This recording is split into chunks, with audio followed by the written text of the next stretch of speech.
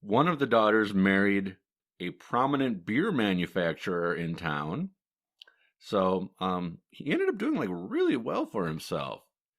Going from being a paper boy, he rose up in the business, took over the entire newspaper, married well. His daughter married into a well-known brewery family in Oshkosh. So going from just being this lowly immigrant, police officer family, which I mean, no disrespect to police officers, but like it didn't take much to get a job as a police officer back then. Back then, like this was not like a highly skilled job. You did not go to school for multiple years to learn things. No, you just kind of went in and said, "Yeah, here's your uniform and go to work." Pretty much.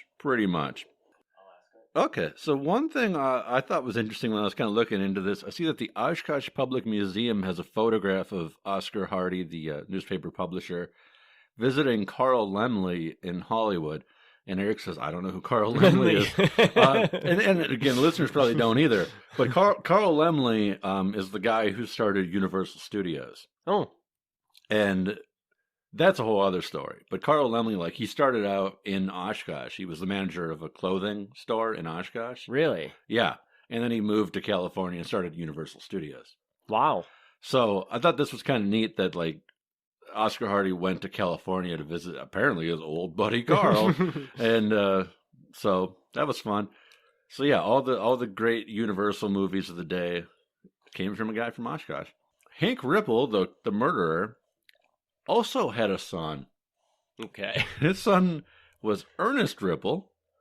He was born in Oshkosh and was raised as a farmer. He ended up dying in August of 1952. He was buried in the county farm in an unmarked grave, which is basically like, the poor man's cemetery. He was 76 years old, divorced, and declared insane at the time of his death. Wow. So I just add that on there to show that the two men's sons went in very different directions. Yes. Yeah. So my biggest question, do you know? So you said that they didn't have to carry guns at the time of this. Do you know? Did you ever look in to see when Oshkosh cops started carrying guns? Like, no. Did this trigger anything, or was it just? No idea. I don't know that. That was a pretty far-fetched question that I didn't think you would really know. It's a good question, but no, I didn't do like a real look into the police history of Oshkosh. No, I do not know. There isn't much that happens here, but it's cool because you get to kind of see. I think it does a very good job of showing like just the way people were treated and thought of, like the homeless community and stuff. I think that's an important thing to see, just how they were kind of represented in this time. Yeah, I found this story interesting. Like the murder part of it is super basic. Yeah. I mean, the guy shows up and gets shot. But there are some other things that kind of happen along the way that I think, as we have said many times on this podcast, like we kind of used like the crime aspect to bring out the history parts. And I think this was good for bringing out some of that history stuff. So yeah, and I just think it's really interesting. This and so many of the other episodes we do, because they happened so long ago.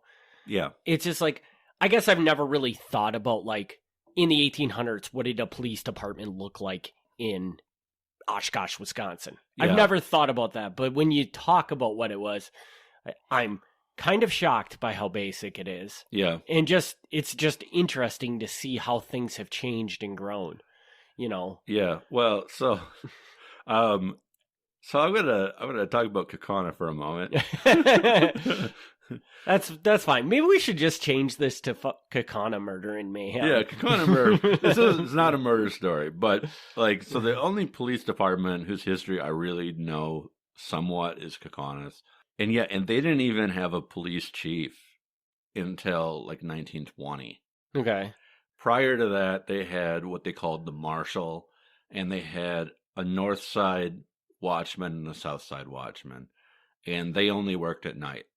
So during the day, I don't know what happened. I guess if you didn't flag down the marshal, just stuff didn't get done. Yeah. So, and it kind of makes you wonder, like, was there just nothing really, was there just in a small town like Kaukauna, was there just zero crime that they didn't really need to worry about this? It seems that way because also later on, they stopped doing this at some point, but later on, you'll see articles in the paper where they'll be like, this is how many arrests we had this month. And it's an absolute joke. Like sometimes it'll be like, we had 5 arrests this month. 3 of them were for speeding. Like, you're like, really? Like the entire month, like the police arrested, and I'm using arrested very loosely, for speeding. Yeah. But like 5? That's it? And it kind of brings you to the question of, okay, now, have things gotten better as they've increased the police force in areas? Or does it pretty much just stay the same? I don't know. You know what? That would just be really an interesting thing to see. Like, was murder rampant in Oshkosh in the 1800s? Or was it pretty much what it is today? I don't know. I mean, I can tell you Kaukauna. Well, in okay. Kaukauna, I would say that the murder rate in Kaukauna has remained consistent for over 100 years. Is it? It's just I don't so think it's gotten rare. better or worse. I think it's stayed pretty much on track the whole time. Which just kind of it brings a lot of interesting questions to light, doesn't it? Yeah, but kind of makes you that think. has nothing to do with the police. It's not like it's not like there's like you're like, oh geez, we have a lot of police officers in this town. I'm not going to kill anybody today. Like, no, you don't think about that if you're going to kill somebody. Yeah, okay, and I guess maybe murder rate isn't the right thing to measure, but I guess I guess my point is like the increase in the police. Yeah,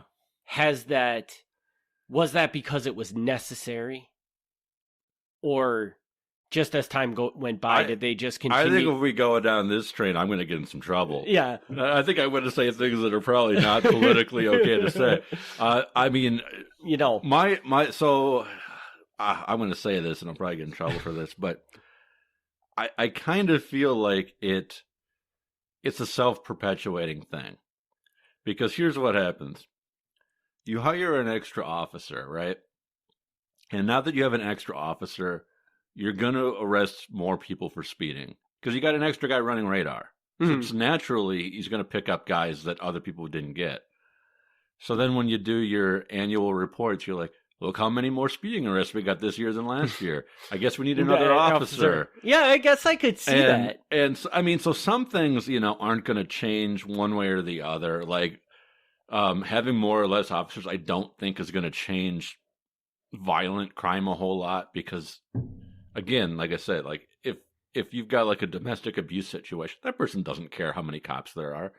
But I think in general, you'll see the arrest rate go up when you've got more guys out there. Right. Which just makes obvious sense because if there's more people patrolling the streets, I mean, let's face it, during a normal day, just about everybody speeds.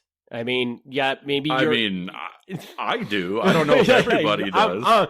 Well, a good portion, two of us speed at least once a day. Yes. So that means that a lot of people probably speed once a day. Okay. So obviously everybody that's speeding isn't getting picked up. So by adding more people. And I want to be very clear that we're not saying that we should go back to having cops that just carry around billy clubs. Oh, no. I was not suggesting that at all. I'm just exploring the idea of,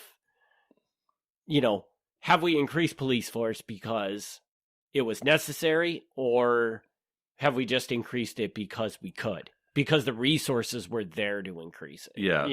And I think that's an interesting question to ask. I don't have the numbers in front of me to back this up. This is just my personal opinion. But I do feel like we've reached a point where we're getting diminishing returns on adding more officers. Where we always want to grow the police department because we all want to feel safe. But I don't think that adding more officers is making us more safe at this point. And that obviously that's going to vary city to city. Yes. To clarify that Gavin is saying that based on the areas we are in. I'm basing that on the Fox cities. Which it has a very low crime rate. Right. So in Baltimore, where the crime rate is much higher, it might be a good idea to add police officers. Right. Right. Very clear on that one. Yeah. So. Or